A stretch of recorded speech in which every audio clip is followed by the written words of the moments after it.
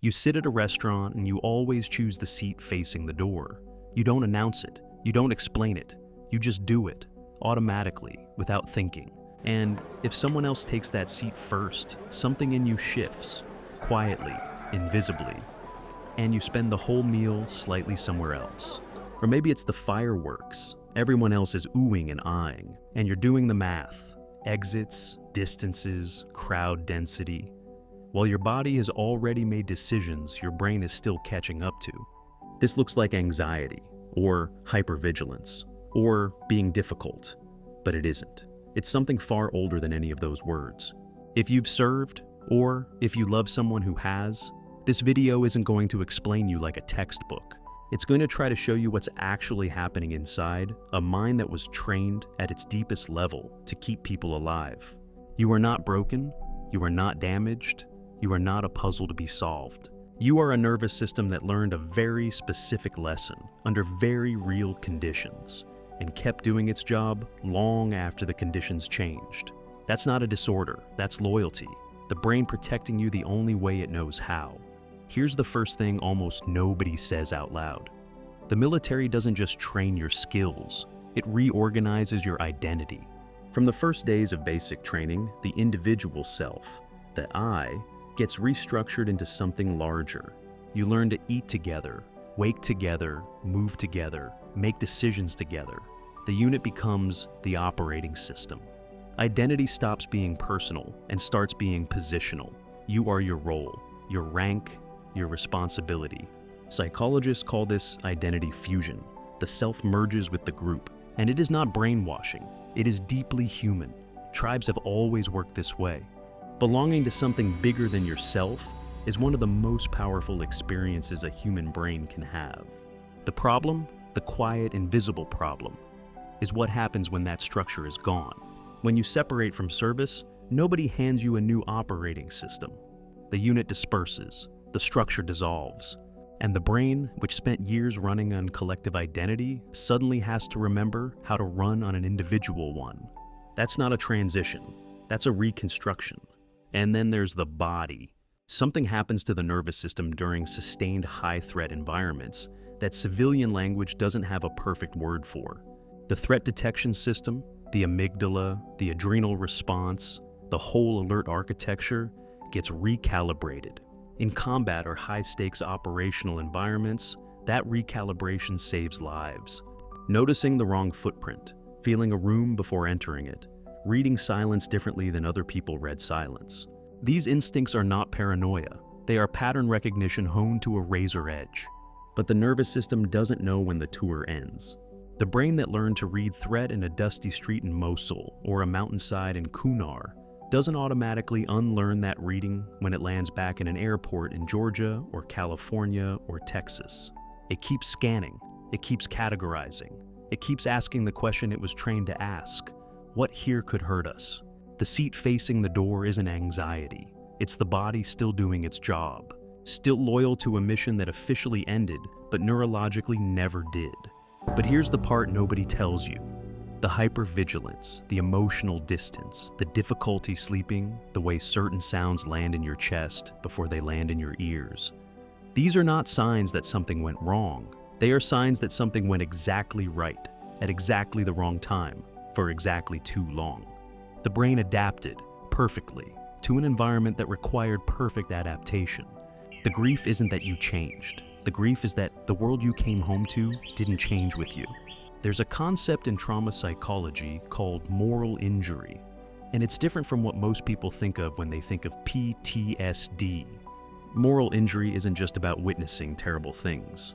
It's about the gap between what you believed was right and what you were asked to do, or what you saw done, or what you couldn't prevent. Veterans carry this in ways that are almost impossible to translate. You can describe an event. You can't always describe what the event did to your understanding of how the world is supposed to work. The feeling that something sacred got broken. The faith in fairness, in purpose, in the meaning of sacrifice, dented in ways that don't show up on any scan. And when you come home, people want to say thank you, and you appreciate it. And you also know that the thing they're thanking you for is something they will never fully be able to see. That gap, between what was experienced and what can be shared, is one of the loneliest psychological spaces a human being can inhabit. This is where the silence comes in. Many veterans describe becoming quieter after service. Not sad necessarily, not antisocial, just quieter, more internal, more selective about what deserves words. When you've sat with things that don't have words, small talk starts to feel like a foreign language. The noise of civilian life, the urgency around things that aren't urgent, the drama around things that aren't dangerous, creates a kind of cognitive dissonance that's exhausting to bridge every day. The distance isn't coldness, it's the nervous system finding its baseline, conserving, measuring, protecting the interior from unnecessary weight.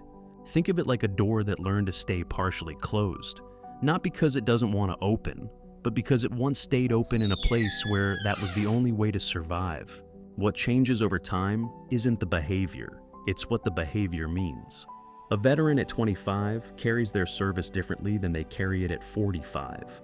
The early years can feel like dislocation. The world is wrong, the pace is wrong, the stakes are wrong. But something shifts, slowly, for many people. The hyper-awareness that felt like a curse starts to feel like a kind of clarity. The quiet starts to feel like wisdom, rather than withdrawal. The identity doesn't disappear, it deepens. The values that were forged, discipline, loyalty, accountability, the willingness to move toward danger instead of away from it, those don't expire. They translate, sometimes imperfectly, sometimes beautifully. The brain that was built for service doesn't stop being built for service. It looks for new missions, new people to protect, new purposes worth the cost. If you've served, or if you're carrying something right now that feels too heavy for the room you're standing in, this is what I want you to know. The way your brain works is not a wound. It is evidence of something you survived, something you gave, something that cost you more than most people will ever have to spend.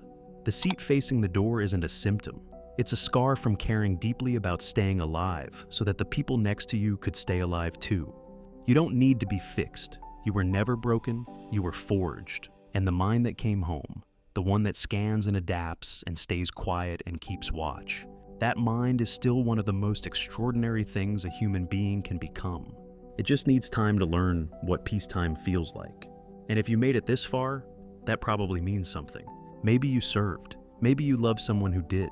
Maybe you've been trying to find the words for something you've been carrying for a long time, and nobody around you seemed to have them. Whatever brought you here, I'm glad it did. The quietness, the alertness, the distance, the loyalty that runs so deep it doesn't need words, the way certain silences feel heavier than anything loud ever could. That isn't brokenness. That's what it looks like when a human being gives everything, and then has to figure out what everything means on the other side. You don't have to have it figured out. You don't have to be okay yet. You just have to keep going.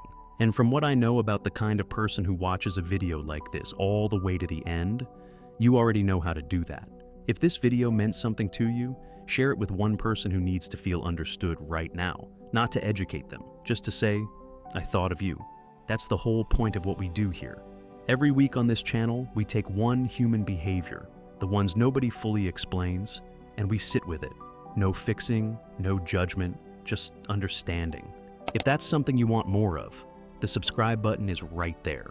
Not because the algorithm needs it, but because you clearly care about understanding people deeply. And we'd love to keep making things for people like you. Thank you for watching. And if you're a veteran or know someone who is, we thank you and thank them for their service.